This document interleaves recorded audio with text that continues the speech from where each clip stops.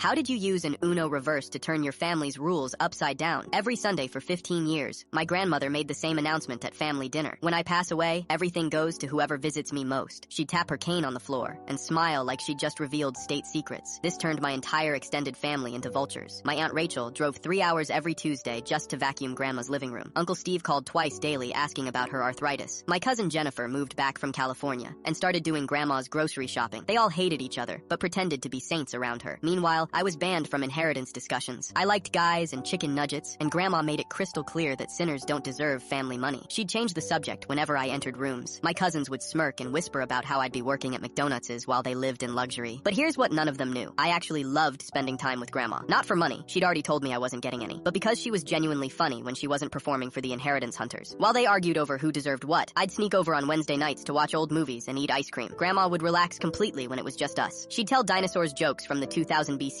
and complain about how fake everyone was being. She even started asking about my boyfriend and seemed genuinely interested in our relationship. I never mentioned these visits to anyone because I knew they'd think I was scheming. After she passed last year, the whole family gathered for the will reading. Rachel brought a calculator. Steve wore his funeral suit from 1995. Jennifer had already started planning her European vacation. They were practically drooling as the lawyer opened the envelope. I leave my entire estate, valued at $1.2 million, to my grandson David, who visited me because he loved me, not because he wanted something. Everyone's heads snapped toward me like I just confessed to a disaster. The lawyer continued reading. To my other relatives who performed like circus animals for years, I leave this advice. Real relationships aren't transactional. Rachel started screaming about how unfair it was. Steve accused me of manipulating a sick old woman. Jennifer demanded to contest the will. They all turned into exactly the greedy monsters Grandma had always suspected they were. I stood up and said, "You spent 15 years trying to buy love with chores and phone calls. I spent 15 years actually giving it for free." The inheritance included Grandma's house, her vintage car collection, and enough money to pay off my student loans. But the best part was the final line of her will. David gets everything because he's the only one who never asked for anything. My family hasn't spoken to me since the reading. They're convinced I somehow tricked an 89-year-old woman into changing her will. They can't accept that while they were performing for an audience, I was just being her grandson. The funniest part? Last week I found a box of letters in Grandma's attic. She'd been documenting every fake visit for years. Rachel spent 20 minutes today pretending to care about my stories while eyeing my jewelry box. Steve called asking about my health, but really wanted to know about my bank accounts. Jennifer brought flowers, but kept measuring my dining room for her future renovations. But about our Wednesday movie nights, David brought my favorite ice cream again. He laughed at my terrible jokes and didn't check his phone once. I'm so lucky to have a grandson who sees me as a person, not a piggy bank. She'd been planning this reversal from the beginning. While everyone else was following her inheritance rules, she was writing different rules entirely. Rules about genuine love, authentic relationships, and seeing through performative nonsense. The final letter was addressed to me. David, by the time you read this, you'll own everything, and your family will hate you for it. Don't feel guilty. You earned this by being real when everyone else was acting. Love isn't a performance, and neither is family. Sometimes the best inheritance strategy is not having one at all.